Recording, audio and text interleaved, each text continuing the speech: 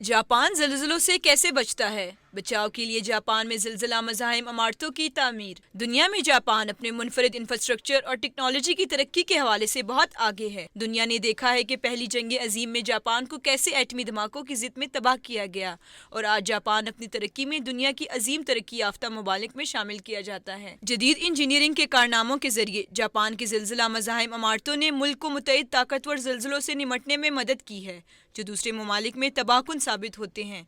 लचकदार इमारतें अब पूरी दुनिया में मजबूत एजेंडे पर है, चाहे वो यूरोप में सैलाब हो, ऑस्ट्रेलिया में बुश फायर, अमरीका में समंदरी तूफान हो या जनूबी एशिया में समंदर की सतह में इजाफा हो। जापान में जब इमारतों की तामीर की जाती है तो इसमें कंक्रीट शामिल करने के बजाय बुनियादों में लोहे और स्टील का इस्तेमाल किया जाता है, और इमारतों को जमीन की सतह से कदरे बुलंद रखा जाता है, जिससे शदीद ज़लज़ले के झटकों का असर कम हो जाता है और इमारतें गिरने से बच जाती हैं। इसके अलावा किस्म किस्म के ढांचे इस्तेमाल किए जाते हैं जो इमारत को मजबूत बनाने में मदद करते हैं। इस निज़ाम के तहत जापान ज़लज़ले के नुकसानात से बहुत हद तक महफूज रहता है।